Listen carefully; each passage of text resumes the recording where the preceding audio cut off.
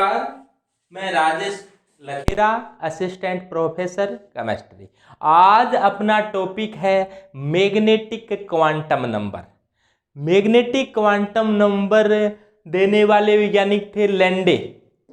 अब लैंडे ने जीमान प्रभाव को बताने के लिए, जीमान प्रभाव क्या होता है सबसे पहले तो कि मैग्नेटिक फील्ड की उपस्थिति में स्पेक्ट्रमी रेखाओं का विपाटन, तो मैग्नेटिक फील्ड की उपस्थिति में स्पेक्ट्रमी रेखा कई सूक्ष्म रेखाओं में बंटी हुई होती है, उसको बताने के लिए लैंडे ने मैग्नेटिक क्वांटम नंबर बताया। तो मैग्नेटिक क्वांटम नंबर क्या बताती है? सबसे पहले तो अपने बताएं कि क्वांटम संख्याएं 4 होती है, जिसे क्रमशः NLMS कहते हैं, NLMS। अब इनको याद करने का तरीका बताया था कि नीलम सी, नीलम सी के कौन सा है कि नीलम सी, नीलम सी, नीलम सी। तो पहली क्वांटम संख्या जिसको प्रिंसिपल, इसको एजिमुथल, मैग्नेटिक और स्पिन, पहली क्वांटम संख्या सेल को बताती है, पहली क्वांटम संख्या सेल को बताती है। दूसरी क्वांटम संख्या है वो सब सेल को बताती है, क्योंकि नाभिक के चारों ओर इलेक्ट्रॉन घूमते हैं, तो सबसे पहले जहां इलेक्ट्रॉन घूमते हैं उसको सेल कहा जाता है, और सेल है वो कई सब सेलों में बंटी होती है, सेल है वो कई सब सेलों में बंटी होती है। जैसे 1s सेल है, पहली में एक ही कक्षा होता है 1s, दूसरी में 2 2s और 2p, तीसरी में 3 3s 3p और 3d। इसका मतलब सेल है वो सब सेल में बंटी होती है। तो सब सेल के बारे में बताने वाली क्वांटम संख्या थी l।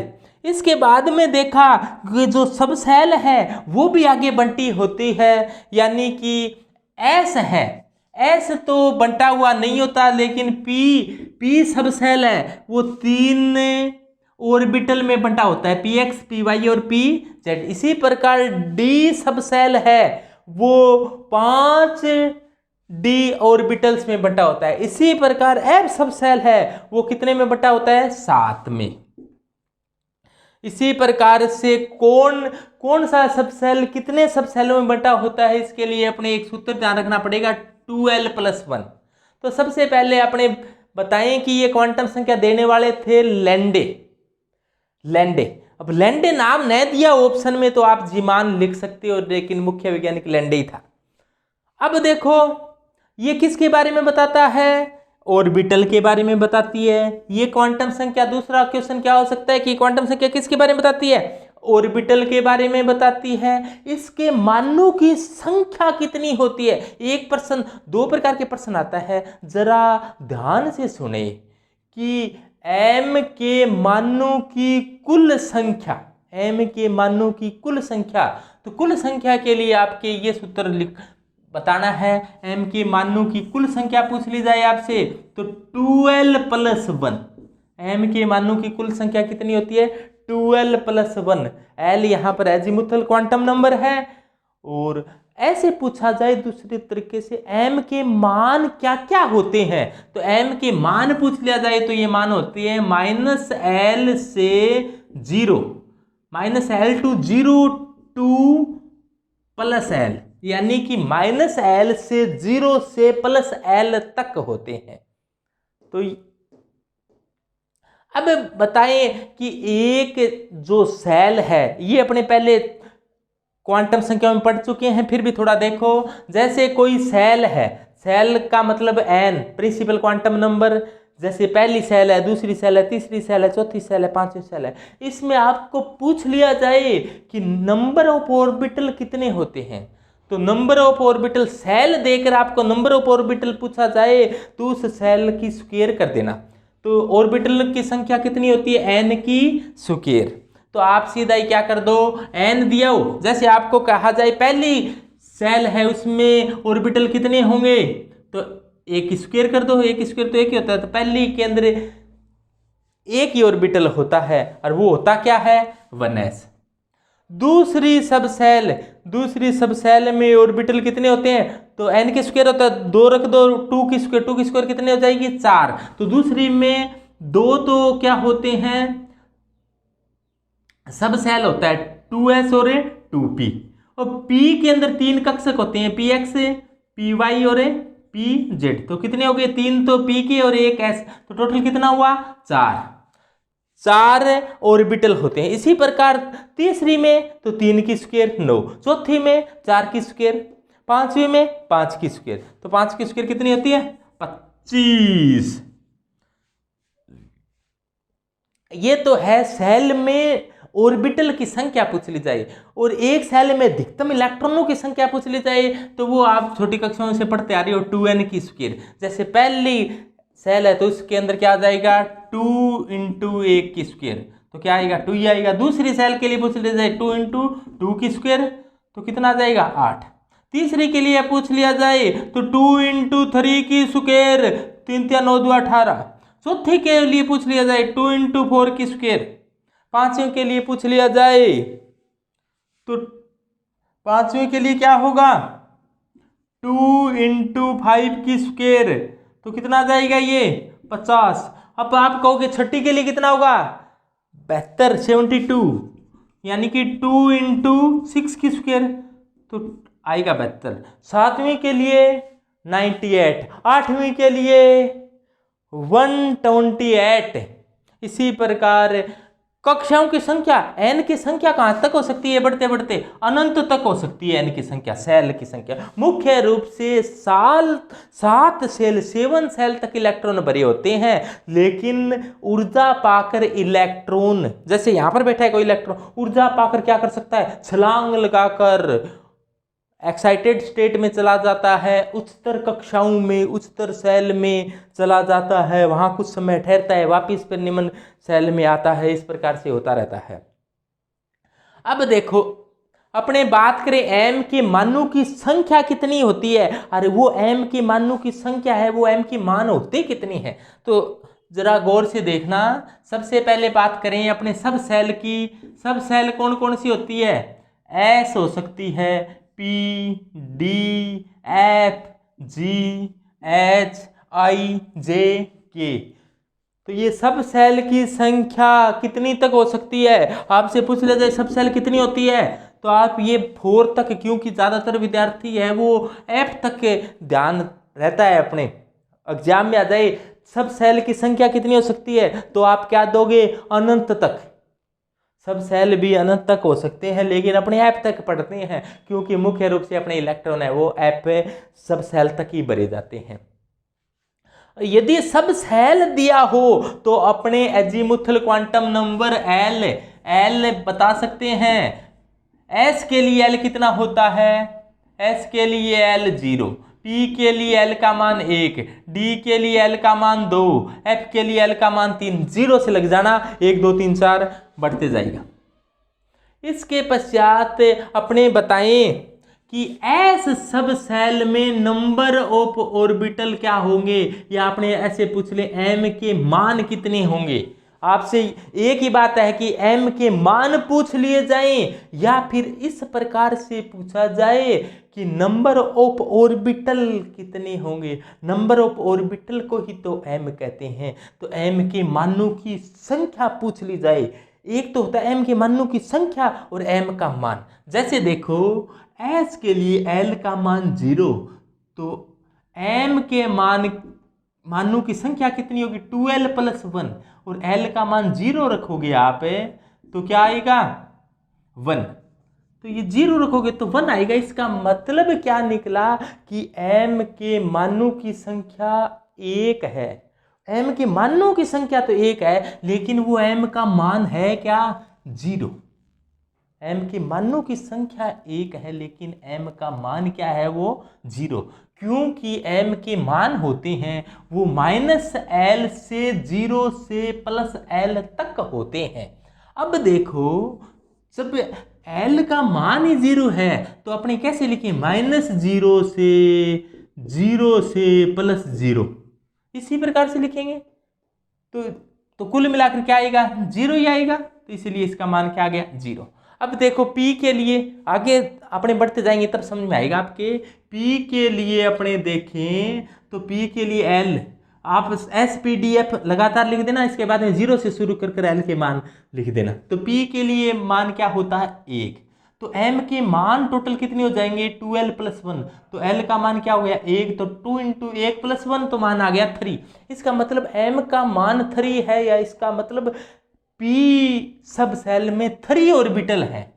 अब आपने जानते ही है 3 याद ही है अपने PX PY और PZ, ये P सब सेल है वो 3, ये पूरा तो क्या है सब सेल है, और इसमें से ये जो 3 खाने अलग अलग खाने हैं इसको क्या कहेंगे ऑर्बिटल, ये 3 ऑर्बिटल है। तो ये M के मानों की संख्या पूछ ली जाए तो आप कहोगे 3, और M के मान कौन कौन से हैं वो होंगे -L से 0 से +L। L का मान 1 है तो -1 है, तो -1 से लेकर +1 तक जाना है, तो -1 से 0 पर जाना है फिर प्लस में जाना है, तो कितना हो जाएगा -1 0 + 1, -1 0 + 1, और ये मान होंगे कितने किस किस के लिए, अब कौन सा PX के लिए, कौन सा PY के लिए, कौन सा PZ के लिए। तो P में 3 कक्षक होते हैं, तो आप ये ध्यान रखना कि 0 वाला है वो PZ के लिए होता है, 0 वाला PZ के लिए होता है, और -1 है वो ये अभी तक डिसाइड नहीं है कि ये PX के लिए या PY के लिए, ये PX के लिए तो ये PY के लिए, ये PY के लिए तो ये PX के लिए, लेकिन 0 वाला PZ के लिए ही है। अब देखो यदि D की बात करें अपने D सब सेल हो तो D के लिए L का मान 2 होगा, तो M के मानों की संख्या कितनी हो जाएगी 2L + 1, तो ये मान आएंगे 5, तो M के मानों की संख्या 5 है, और ये मान कौन कौन से हैं, तो 2 L का मान 2 है तो -2 से चलो, तो -2 -1 0 +1 + 2, तो -2 से +2 तक है। अब देखो D कक्षक कितने होंगे 5, 1 2 3 4 5, तो ये तो पूरा D सब सेल है, D सब सेल कितने ऑर्बिटल में बटा हुआ है 5 में, तो अपने 5 में ये होते कौन कौन से हैं कि DXY DYZ DXZ DX2Y2 और DZ2, तो ये 5 ओरिएंटेशन होते हैं इनके व्यवस्थित होने के। इनकी जो ऑर्बिटल स्ट्रक्चर भी बनाकर मैं दिखाऊंगा आपको, थोड़ा पहले इनको ऐसे समझो, तो ये 5 है।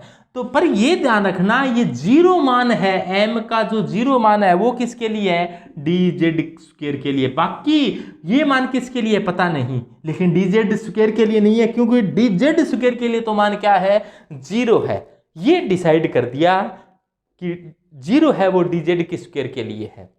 इसी प्रकार F का मान 3 हो तो M के मानों की संख्या आएगी 7, और ये 7 कहाँ तक होंगे, तो L का मान 3 आ गया तो -L से चलो, तो -3 से +3 तक चलना है अपने को, तो -3 -2 -1 0 +1 +2 +3, तो -3 से पहले 0 तक और फिर प्लस में जाओ, अंतर एक एक का ही होना चाहिए, एक से ज़्यादा का अंतर नहीं होना चाहिए। तो ये टोटल कितने आएंगे 3, तो ये रहे 3 ये रहे 1 7, तो ये 7 मान है, वो मान कौन कौन से हैं ये है, तो ये 7 पार्टों में बंटा होगा, और इनकी संरचना है वो जटिल होती है। S कक्षक तो स्फेरिकल होता है, गोलाकार होता है, P डंबलाकार होता है, D द्विडंबलाकार होता है, F कक्षक है वो जटिल संरचना लिए होता है। इसी प्रकार आपसे कह दिया जाए G का मान 4 है, G के लिए L का मान क्या है, G के लिए L 4 है, तो टोटल नंबर ऑफ M कितने होंगे 9 M हो गए। इसका मतलब क्या निकला कि 9 है, 9M होने का अर्थ क्या है कि 9 ऑर्बिटल होंगे G में। 9 ऑर्बिटल कैसे, इस प्रकार से 9 होंगे 1 2 3 4 5 6 7 8 9 ऑर्बिटल है। इसके लिए M के मान क्या होंगे, तो L का मान 4 है तो -4 -3 -2 -1 0 +1 +2 +3 और +4, इस प्रकार से मान तो सीधा सा है। L बराबर 4 आ गया तो -4 से लेकर +4 तक चलना। इसी प्रकार H के लिए एल का मान 5 आ गया तो -5 से +5 तक, तो ये टोटल कितना हो जाएगा, एक जीरो वाला भी है और 5 माइनस के 5 प्लस के, तो टोटल कितने हो जाएगा 11। इस प्रकार से ये m के मानों की संख्या है। और कक्षकों की संख्या, ऑर्बिटल्स की संख्या कैसे निकलेगी, और एक ऑर्बिट तो कहा जाता है सेल को। ऐसे कह दिया जाए कि ऑर्बिट में नंबर ऑफ इलेक्ट्रॉन, तो क्या कहोगे आप 2n²। ऑर्बिट में नंबर ऑफ ऑर्बिटल, तो क्या कहोगे n²। और ऐसे कह दिया जाए कि सब सेल में नंबर ऑफ ऑर्बिटल, तो 12+1। सब सेल में क्या कहा जाए, नंबर ऑफ ऑर्बिटल n²। सब सेल में कहा जाए तो 12+1।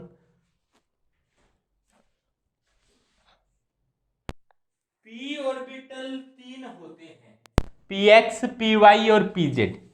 और d ऑर्बिटल होते हैं वो 5 होते हैं, dxy, dyz, dxz, dx²y² और dz²। s ऑर्बिटल आपको पता ही है कि s ऑर्बिटल की संख्या 1 होती है। s ऑर्बिटल स्फेरिकल होता है, यानी कि ऐसा होता है जैसे कोई गोला हो, स्फेरिकल बिल्कुल। p होता है वो डंबल शेप्ड होता है, डंबलाकार। और px है, इसका मतलब जो डंबल की पाली है वो x अक्ष पर है, इसको x अक्ष मानो, इसको y मानो और इसको z। तो ऐसे है ये x अक्ष है, जैसे ये इस प्रकार से, ये y अक्ष है और ये ऐसे है z अक्ष आपकी ओर। x पर पाली है तो इसको px कहेंगे, y पर पाली है तो इसे क्या कह देंगे भाई, py ऑर्बिटल।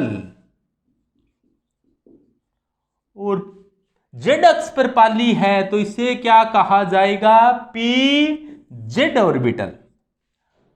और इस d की बात करें अपने, तो d होता है वो द्विडंबलाकार होता है, डबल डैम। द्विडंबलाकार का मतलब 2 पालियां होती हैं, जैसे dxy है तो पाली x और y तलों के बीच, x और y अक्षों के बीच होगी। एक पाली ध्यान रखो पहले, dxy है पाली किन के बीच आई, x और y के। इधर x है तो इधर क्या होगा -x, इधर y है तो इधर क्या होगा -y। तो x और y के बीच आई। दूसरी पाली इसके लंबवत करनी है, लॉन्गिट्यूडनल करनी, इसके लंबवत हो जाएगी तो ये ऐसी हो जाएगी। इसी प्रकार dyz है तो ये मान लो y और ये z है, तो पाली y और z के बीच में होगी। अब देखो दोनों देखने में एक जैसे लग रही है, लेकिन अक्ष चेंज कर दी मैंने, ये एक्स वाई है, x और y, और ये y और z, और ये zx है तो एक को z मान लो और एक को x मान लो। ये मान लो x है और ये z है, तो पाली x और z के मध्य होगी। और यदि ऐसा हो dx²y² में क्या होगा, इसको x मान लो, इसको मान लो y मान लो, तो पाली इस अक्ष पर ही होगी। अब की बार देखो x² में पाली x अक्ष के ऊपर आ गई, और y² भी है तो पाली किस में आ गई, y अक्ष के ऊपर आ गई। इस प्रकार से हो तो dx²y² में पाली अक्षों के ऊपर स्थित होती है। dz² में पाली क्या होगी, मान लो इसको x मान लो और इसको z मानो, तो पाली z के ऊपर आ गई। और एक पाली इसमें ऐसी होती है कि बेलनाकार यानी कि चकती नुमा, चकती ऐसे समझो, अपने घर में रोटी बनाने के लिए जो चकला होता है ना, वो चकला इस प्रकार से होता है, वो इस प्रकार से है, ये तो चकला है। और एक इनके बीच में क्या है, पाली है। तो इस प्रकार से इनके डायग्राम होते हैं कक्षकों के। एक बार फिर से एग्जाम्पल के रूप में समझो, जैसे कोई p ऑर्बिटल है, p ऑर्बिटल है तो p के लिए l का मान देखो, s के लिए होता है 0, p के लिए 1, t के लिए 2, तो p के लिए क्या आया, l का मान 1। तो m का मान क्या होगा, -1 से 0 से +1, क्योंकि -l से 0 से +l तक होता है, और l का मान 1 है तो -1 से 0 से +1। और m के मानों की संख्या क्या होती है, 2l+1, और l का मान 1 है तो ये मान आ गया 3। इसका मतलब m के मानों की संख्या 3 है, और ये मान कौन कौन से हैं, -1, 0, +1। अब देखो इसका अर्थ हुआ कि p सब सेल के अंदर 3 ऑर्बिटल होंगे जिनको अपने क्रम से नाम दे दिया px, py और pz। इसमें से ध्यान ये देना है कि pz के लिए m का मान 0 घोषित कर दिया गया है, लेकिन अभी +1 और -1 किसके लिए? px के लिए यदि +1 है तो py के लिए -1 है, और px के लिए यदि -1 है तो py के लिए +1 है। अभी तक ये डिसाइड नहीं हुआ है, pz वाला 0 हो गया। इसी प्रकार d के लिए, d सब सेल में d के लिए अपने बात करें तो d होता है, d के लिए l का मान क्या होगा? SPD। l का मान देखें, s के लिए 0, p के लिए 1, d के लिए 2, d के लिए l का मान 2। l का मान 2 है तो l के मानों की संख्या कितनी होगी कि -2, -1, 0, +1 और +2, यानी कि -l से लेकर +l तक चलना था अपने को, चल लिए। तो ये ध्यान रखने वाली वही बात है कि इसके लिए dz² का मान क्या होगा? 0 होगा। इसके लिए या तो -1 होगा या फिर +1 होगा, और इसके लिए या तो +1 होगा या फिर -1 होगा। इसी प्रकार dxy के लिए या तो -2 होगा या फिर +2, और dz²x² के लिए, dx²y² के लिए या तो +2 होगा या फिर -2 होगा, यानी कि +-1 और 0 इनके लिए नहीं हो सकता। इसके लिए या तो ये होगा या ये, इसके लिए या तो ये होगा या ये, इसके लिए या तो ये होगा या ये। इसी प्रकार इन dz के लिए 0 घोषित हो चुका है, तो ये ध्यान रखना, अपने एग्जाम में 0 वाला ही पूछा जाएगा। स्पिन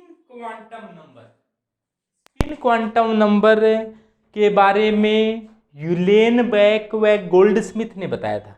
यूलेनबेक व गोल्डस्मिथ में देखो, ये 4 क्वांटम संख्याएं होती है, n, l, m, s। ऐसा spin quantum number, principal, azimuthal, magnetic और स्पिन। तो n जो प्रिंसिपल है वो सेल के बारे में बताती है, यानी कि परमाणु के चारों तरफ की ये सेल हैं इनके बारे में बताती है। सेल कई भागों में बटी होती है, जैसे पहली 1s में, दूसरी है वो 2s और 2p में, तो ये सब सेल के बारे में बताती है। और m है वो ऑर्बिटल के बारे में बताती है। तीसरी है तो 3s, 3p और 3d में बटी होती है, और d भी 5 भागों में बटा होता है, ये ऑर्बिटल के बारे में बताती है। अब ऑर्बिटल के अंदर एक ऑर्बिटल में 2 इलेक्ट्रॉन रह सकते हैं। एक ऑर्बिटल में बोलो कितने इलेक्ट्रॉन रह सकते हैं? बोलो बोलो, शाबाश, कितने? 2 इलेक्ट्रॉन रह सकती हैं। 2 इलेक्ट्रॉन में से एक क्लॉकवाइज घूमता है, जबकि दूसरा एंटी क्लॉकवाइज घूमता है। एक क्लॉकवाइज घूमेगा, दूसरा एंटी क्लॉकवाइज। क्लॉकवाइज घूमने वाले की स्पिन को मैं कह दूं +1/2, s का मान इसके लिए +1/2 है, तो दूसरे को s का मान क्या कहेंगे? -1/2।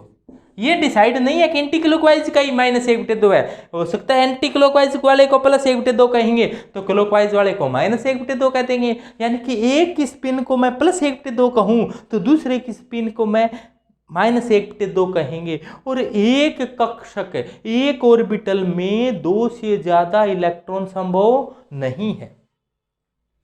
अब देखो, 2 प्रकार की गति होती है, जैसे ये न्यूक्लियस है, न्यूक्लियस के चारों तरफ है, ये मान लो ये इलेक्ट्रॉन घूम रहा है। इलेक्ट्रॉन इस प्रकार से घूमता है, यानी कि मूव्स अराउंड द न्यूक्लियस है, यानी कि ये ऑर्बिटल, यानी कि ये कक्षीय गति है, कक्षा में घूमना। जैसे सूर्य के चारों तरफ ग्रह है उनका घूमना, इस प्रकार से घूम रही है। जैसे अपनी पृथ्वी है वो सूर्य के चारों तरफ घूम रही है, तो ये एक प्रकार की क्या है? ऑर्बिटल मोशन है, कक्षीय गति है। लेकिन इलेक्ट्रॉन है वो नाभिक के चारों ओर घूमता घूमता साथ में अपनी अक्ष पर भी घूमता है, अक्ष पर घूमता है। इस मोशन को कहा जाता है स्पिन मोशन। स्पिन मोशन यानी कि चक्रण गति। जिस प्रकार से लट्टू घूमता है ना, अपने कई बार लट्टू खेलने वाले आते हैं छोटे बच्चों के, तो इस मोशन को क्या कहते हैं? Spin motion. तो ये इस प्रकार से भी घूम सकता है, यानी क्लॉकवाइज, एंटी क्लॉकवाइज भी घूम सकता है, ये क्लॉकवाइज भी घूम सकता है, दोनों स्पिन घूम सकता है। तो या तो +1/2 या फिर -1/2। तो एक कक्षक होता है, उसमें 2 इलेक्ट्रॉन आ सकते हैं, जिसकी स्पिन एक की +1/2, दूसरे की -1/2 होगी। अब इनके खोजकर्ता के बारे में मैंने पहले बताया था, कौन है? यूलेनबेक व गोल्डस्मिथ। देखो, नीलमसी, नीलमसी जैसे वो आपके साथ कोई भी गुड़िया पड़ी हुई है जिसका नाम क्या था? नीलमसी। कहीं पर आपको मिलती है बाद में, क्या आप देखोगे अरे ये तो नीलमसी है, यानी कि NLMS। और इसकी खोज की थी बोहर, सोमरफील्ड, लिंडे, यूलेनबेक व गोल्डस्मिथ। तो आप ऐसे याद रखो, BSL, बंसल और UG, बंसल से UG की, बंसल नाम का कोई इंस्टीट्यूट है कि बंसल से UG की। तो इस प्रकार से इनके जो खोजकर्ता है, यानी कि प्रिंसिपल क्वांटम नंबर का निल्स बोर है, ये एजीमुथल का सोमरफील्ड है, मैग्नेटिक का लिंडे है, और स्पिन का यूलेनबेक व गोल्डस्मिथ है। तो ये स्पिन क्वांटम नंबर के बारे में है। तो अपने ये magnetic quantum number term symbol में हो रहती है, ट्रम सिंबल। तो ट्रम सिंबल है वो छोटी कक्षाओं में तो आता नहीं। ट्रम सिंबल के बारे में BSc फाइनल और MSc के सिलेबस में और RPSc के सिलेबस में है। तो इसके लिए मैं यहाँ पर वीडियो नहीं बनाकर एक अलग से वीडियो है उसकी, तो और ज़्यादा डिटेल में देखनी हो मैग्नेटिक क्वांटम नंबर तो ट्रम सिंबल वाला वीडियो ज़रूर देखें। Thanks, please share and subscribe.